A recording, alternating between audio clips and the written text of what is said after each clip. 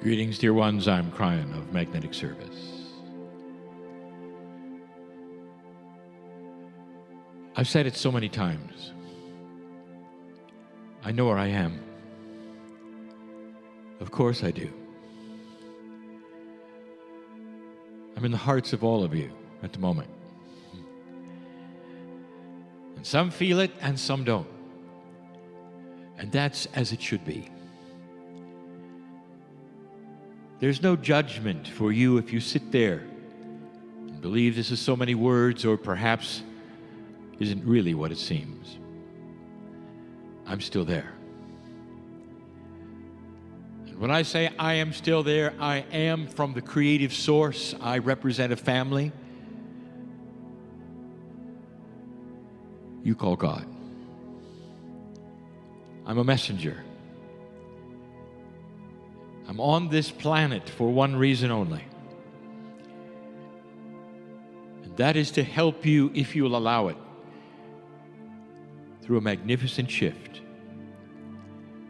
And it may indeed be one that includes many generations, but this is the first. We've told you that the timeline right now is the beginning.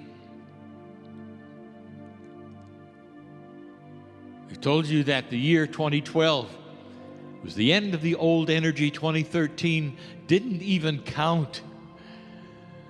In the new energy, it was a recalibration time, and it really started for so many of you in 2014.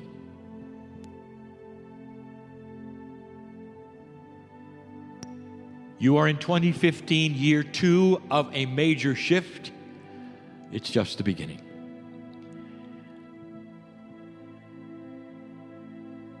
I say, kidding to you, do you know any 2-year-olds? It ought to tell you a lot about what you're feeling as you just begin to awaken to a new energy. There's curiosity, there's fear, there's wonder, there's confusion,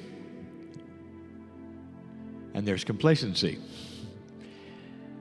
Every single human in this place is unique. You cannot begin to be like the next one. Their akash is so deep, just like yours. Their experience is so different than yours. It is true, and we have discussed it, that there is an attribute of reincarnation where you come in groups, even in families. We've talked about this in terms of geography. Some of you come together over and over, and some of you indeed come from all over to be mixed together instead of one contiguous group.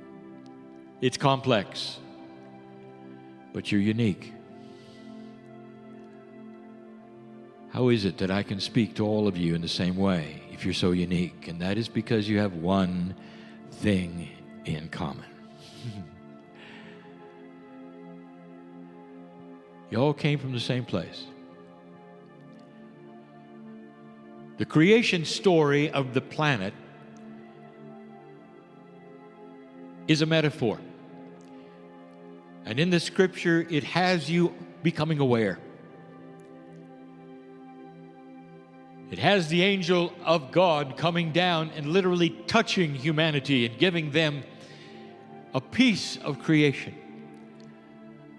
Awareness of light and dark. Responsibility. What you have in common is this. All of you are part of me, and I of you. The entourage which came in this morning will remain the evening, and right now is looking upon you in such a benevolent, beautiful way. I want you to feel that. Free choice, every one of you, to feel or not to feel. Some of you are literally saying, could it be so? Is this really a sweet time, a safe time for me? It is. dear one. Right now, we commiserate with you in so many ways. We celebrate with you in so many ways. We laugh with you. And again, we say to you that there is shift coming. There are new paradigms, and I want to talk about that. The grand new paradigms of humanity have been covered. Some attributes that you should know have been covered, and others that I can hardly wait to tell you about. As I discuss these things, which you will say are prophecy or things to come, I'll tell you that most of them are already here. They have begun, they have started. They're actually part of reality. And as they become more powerful, more known, more prevalent, more common, it will spread. And someday, you'll hear these words, and you remember them. Let history show what I'm going to tell you tonight will happen. And the reason I know this is I've seen this before. But mainly because I see an overview of humanity, and I know the ones who are working upon some of these things. I'm excited to tell you about paradigm shifts for only one reason. It's for the last one, and we'll get there.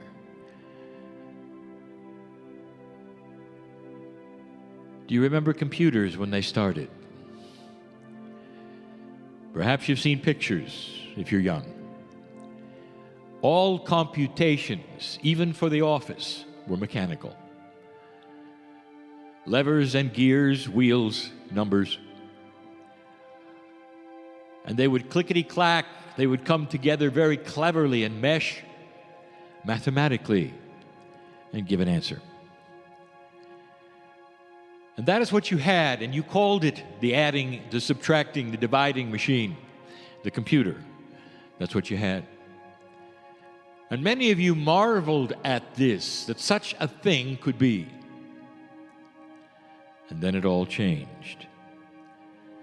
You added something to it that you didn't know existed when it was built. Something that was energy. It was the electronic chip or circuitry. Suddenly, the path of electrons, energy, would flow in certain paradigms, algorithms, to do the same thing that the gears did. Not only did you shrink the machine dramatically to something you could hold in the palm of your hand, but it could do so much more. All those electrons, all that energy. What a paradigm shift that was. You went from that which was mechanical to that which was energetic using circuits. This is the metaphor that's going to happen to you with medicine. Biology and healing and the medicals that you know of now that you call medicine is gears and levers. You've done a good job. You really have with what you had. Very, very cleverly and smartly you have put together chemistry that would push and pull on other chemistry. If there is a chemist listening now, and there is, the person will know exactly what I mean. For the chemical pushes on another chemical, which pushes on another. And you create the desired healing effect and more. It's not pure, is it? It always comes with a price. Those effects that are in addition to the one you wanted quite often are dramatic. And you have to decide, do you want this medication or not? The most profound one is really controversial, called chemo. Let's cure the cancer by killing everything and then healing what we want to. And in the process, the cancer will die. That's pretty radical. This shows you the wheels and the levers. It shows you that which is crass, perhaps, not elegant, perhaps. Side effects, dear ones, will sometimes even kill you. There are those who would say the future is in chemistry, perhaps in genetics. Perhaps you can then alter the genes to do something differently than they were meant to do. Let me tell you, dear ones, you're going to have the same problem and the same issue. You push this and this reacts. It's just a smaller lever, a smaller wheel. Here's what's going to happen. It's already begun.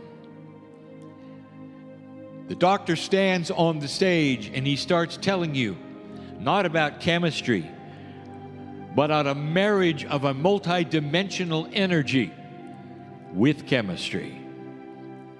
Not chemistry against chemistry, but energy instructing the chemistry that exists in your body. And the chemistry in your body then has an opportunity to react, to change, or not. I haven't spoken to the doctor yet about this, not specifically. It's going to be hard to track it the way science wishes to track it, because it will depend upon the belief and the consciousness and the intent of the patient. And you're not used to that. I sat in a chair just like this over 15 years ago and gave you this message. Only the difference between then and now is that now you're doing it. The future of healing and medicine will not be in chemistry, period. It will be in the multidimensional energies that are custom, tailored, and designed to talk to the cellular structure of the body. All of it will be benevolent. There will be no destructive energy to wipe away a tumor, to dissolve this or that, perhaps through what you call a laser pinpoint coherent light. That's not what we're talking about. We're talking about quantum energy that talks to chemistry and talks its language. And it receives the instructions, and the stem cells awaken and they do their work. That is a paradigm shift. Can you, right now, even imagine a future without chemistry? Oh, there will be some. But not as it is today. Dear ones, can you imagine energetic medicine with no after effects at all? No side effects at all. No leftover energy at all. It goes right to what it should, speaks the language of the cells, and that's all. It's coming. And it's not too far-fetched. Say goodbye to the levers and the wheels and the push of allopathic. It's starting to move. Agriculture is identical. What you have done so far with agriculture is levers and wheels. You push here, you use the chemicals here. Perhaps you even decide to redesign the genome of the seeds. All of this, high tech, isn't it? It's also disastrous,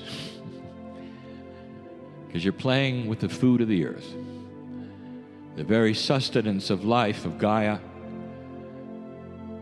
And with good intention, you've decided to use all that you have in the chemistry, in the laboratories, and alter it. And you don't have to. My advice to you is leave the seeds alone. Instead, you're going to find the most robust seeds you can, the most natural ones, unaffected at all, and you're going to treat them with multidimensional energy. And the seeds will see it, and they will know what the instructions are, and you can triple the yield of that which you are growing. And it will not need pesticides because you have told it it won't be necessary. Can you make plants smarter? Yes. Yes. Watch for this. It's coming. It's coming. And you won't touch the original beauty of the genome of the seed. Paradigm shift.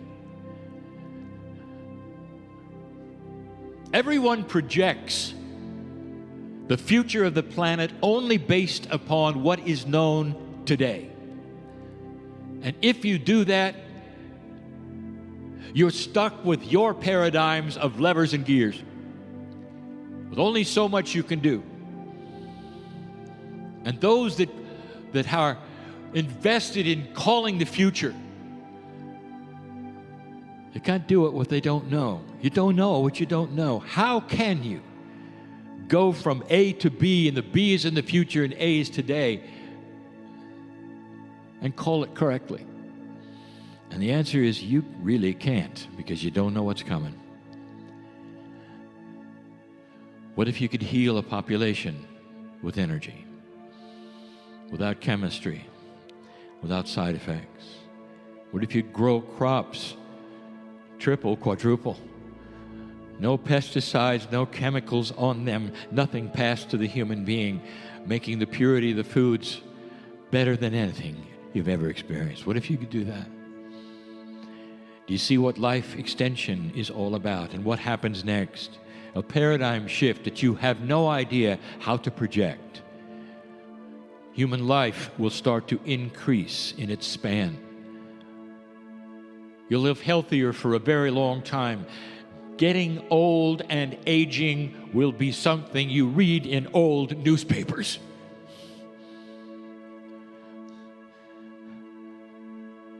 For the inventors in the room, how much can you refine that buggy whip of yours? You know? You can make it different colors, different shapes, elegant, and it's still a buggy whip. And there's no more horses. I think you understand what I'm saying. All of this is going to combine with another paradigm shift. It also has to do with healing, only now you will understand fully within a few generations. Disease comes from the mind. Disease comes from the mind. And you might say, no, that's wrong. It comes from genealogy. You see, Kryon, my mother had this, and my grandmother had this, and I have this. The doctor even said I have the propensity for this. Therefore, I'm going to catch it. Let's back up that scenario for a moment. Let me hear what you said again. I'm going to catch it. I better do preemptive surgery, remove something so nothing will happen. I'm on top of it, Kryon. Really? You just told your body you're going to catch it. It's going to agree, and you're going to catch it. Did you know that your conscious mind has control over your chemistry to such a degree you can stop that now, and your children won't get it, and their children won't get it, and you won't get it, because the consciousness is going to tell your cells no, and your cells will listen. Once you decode that which is in you, which is allowing it, it will not exist. It will run from your body. Kryon, are you telling me I can cleanse my body by what I think in this new energy more than any of you ever could imagine? I'll say it again. Dear human being, I am in love with you. I want you to last, at last. Watch what you say to your body. Watch what you say to others about your body, because there's been a giant antenna in this new energy that just cranked up. Listening to everything you're saying. Everything. What do you expect? Not based upon the past, but based upon what you know right now. What do you expect? This is a paradigm shift. A marriage between consciousness and health that cannot be separated or denied. Healing is changing. Healer, are you here? You have somebody come for that which you do. And they lay perhaps on a table and you're working upon them in a certain way. You're giving them energy, you're moving it around, you can feel it in the body. Are you involving their consciousness? Here's another message I gave you 15 years ago. Are you ready? Healer, before your patient sits or stands or lays down, you have a conversation one-on-one. And you make this statement to your patients. Do you give permission to have this energy heal you today? And watch your answer and mean it. And make them speak it out loud that they do indeed. If you want to, ask them why. Project it. Ask them the correct questions that you know need to be asked, because otherwise they're going to come back, and they're going to come back, and they're going to come back, and you'll be doing the same thing over and over and over. I'm talking to somebody here shaking their head. They know it's exactly what's happening. Exactly. Healer, it's not about having return clients. It's about having them one time.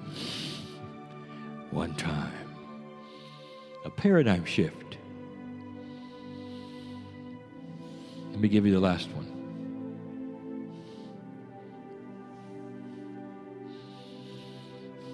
What's your relationship with the creative source? How does it fit in your life, and what are you doing with it? Why are you here? Have you gleaned anything today that is different than perhaps what you thought? And if you have, what are you going to do with it?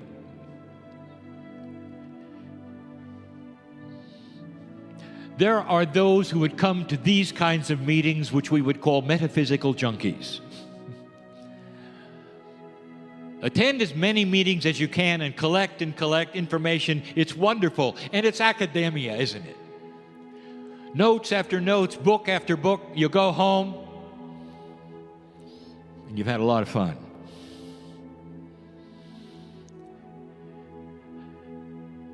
There's a paradigm shift coming. You can feel it.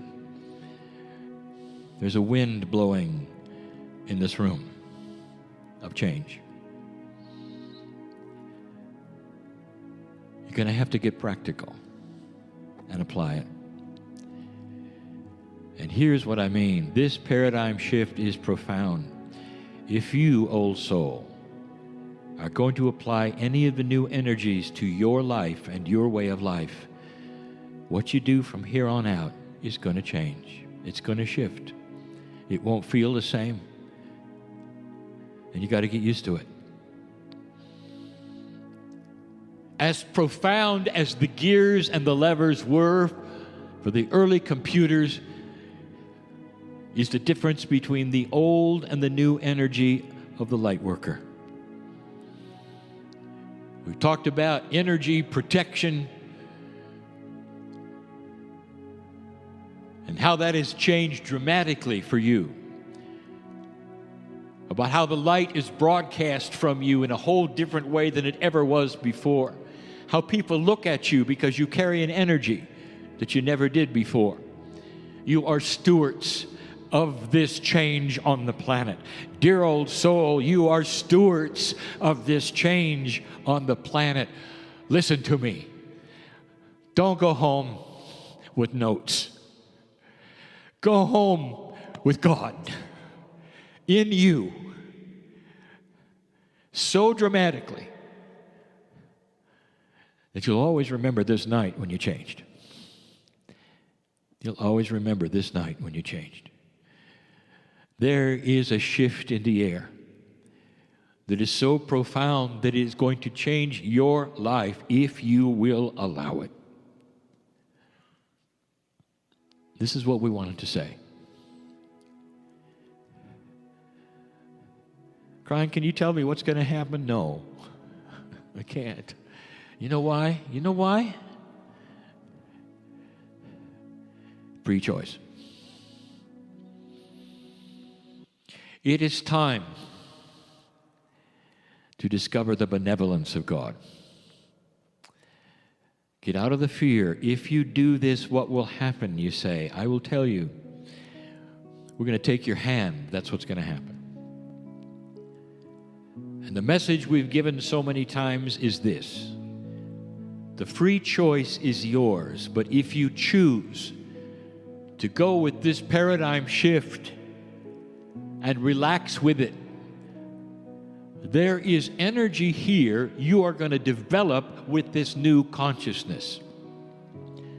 The energy is laying there, literally waiting for you to have a consciousness of acceptance. And when you do, things start taking place you wouldn't expect. You didn't plan. A timing will occur that is different than you imagine. You see, there is energy that you are developing through your free choice that you've never had before. Benevolent change is on your side. This is new. You won't find it in a metaphysical book. All that I am talking to you about from now and all of the years that we will have with my partner doing that from now on, we'll talk about things that didn't exist before 2012. For you. This relationship you have is not subtle. And it's not something when you kneel or you meditate. As my partner says, it's 24/7. It's real. It's beautiful. It'll even help you have a good night's sleep. Perhaps not tonight.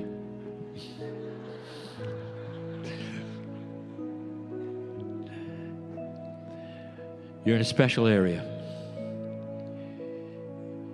When you look around the planet and you find areas that are filled with those who will climb a mountain and feel the energies, shop after shop with crystals and crystals, you think it's an accident. You're within multiple vortices of energy. It's different here. It's a good time to make these kinds of choices, where literally the intelligence and the consciousness of the land is in cooperation with you. Some of you will go out during the day and look at the rocks and feel it profoundly and say, isn't this beautiful? It's more than that. They're speaking to you and you can hear it.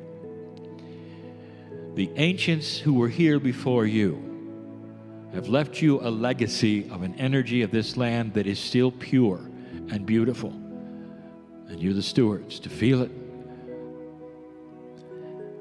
It's like a bed that you can lay in that you couldn't do at home and make choices. Maybe it's a good place and a good time for that. There's a change in the air. Can't you feel it? You feel the wind blowing of change.